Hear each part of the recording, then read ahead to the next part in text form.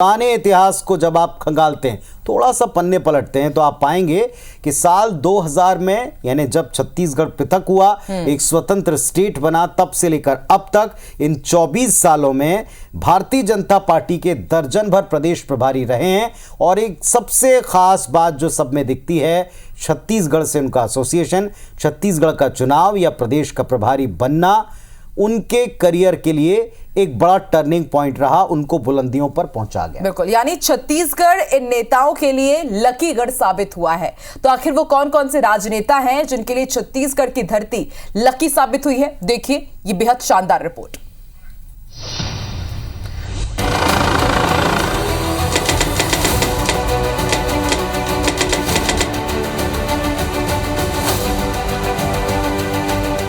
ये हैं नितिन नबीन। लंबे वक्त से छत्तीसगढ़ बीजेपी के सह प्रभारी रहे नितिन नबीन का हाल ही में प्रमोशन हुआ है। पहले नीतीश कैबिनेट में मंत्री बने और अब छत्तीसगढ़ में चुनाव से पहले चुनाव प्रभारी नियुक्त किए गए।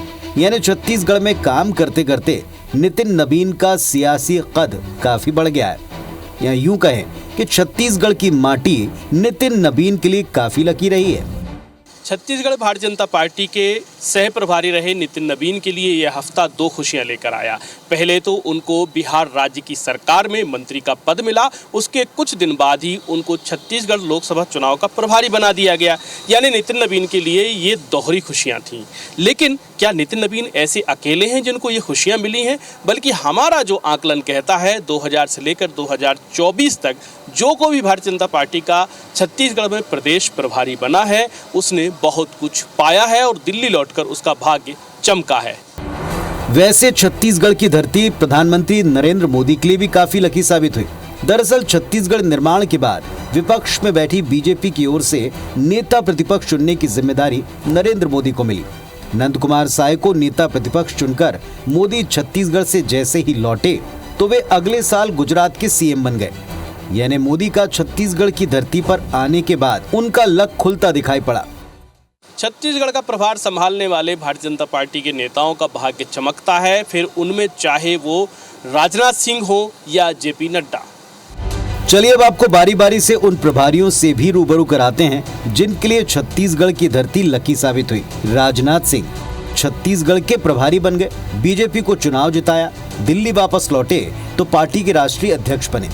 अभी केंद्र सरकार में रक्षा मंत्री हैं। यानी राजनाथ सिंह के सियासी करियर में छत्तीसगढ़ लकी साबित हुआ। जेपी नड्डा भी छत्तीसगढ़ में पहले प्रभारी बनकर संगठन में कसावट लाते दिखे। यहाँ से दिल्ली लौटते ही पहले हिमाचल में सीएम पद के दावेदार बने, फिर मोदी सरकार में पहले कार्यकाल में स्वास्थ्य मंत्री बनाए गए। अब वे राष्ट्रीय अध्यक्ष की अहम जिम्मेदारी संभाल रहे हैं। इस लिस्ट में धर्मेंद्र प्रधान का भी नाम शामिल है। पार्टी ने इन्हें छत्तीसगढ़ भेजा, चलती सरकार के साथ संगठन को संवारने और दोनों के बीच संतुलन बनाने का काम बखूबी किया।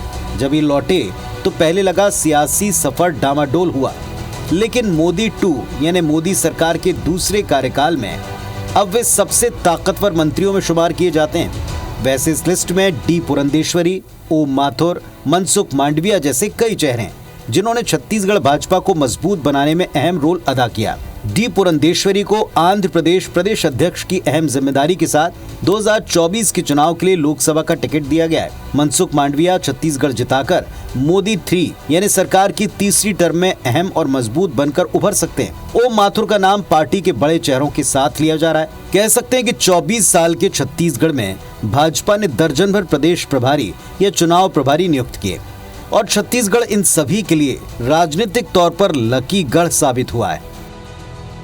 कह सकते हैं भाजपा के लिए छत्तीसगढ़ लकी गढ़ है, क्योंकि जो यहाँ आया उसने पाया और सिर्फ पाया है। हालांकि कुछ अपवाद भी हैं, लेकिन हम देखेंगे जून 2024 में राष्ट्रीय अध्यक्ष जेपी नड्डा का कार्यकाल पूरा हो रहा है और उनके स्थान पर जो नाम सुनाई या दिखाई दे रहे हैं उनमें छत्तीसगढ़ के प्रभारी रह चुके ओम माथुर और धर्मेंद्र प्रधान का नाम भी है, साथ में बीएल संतोष का नाम भी है।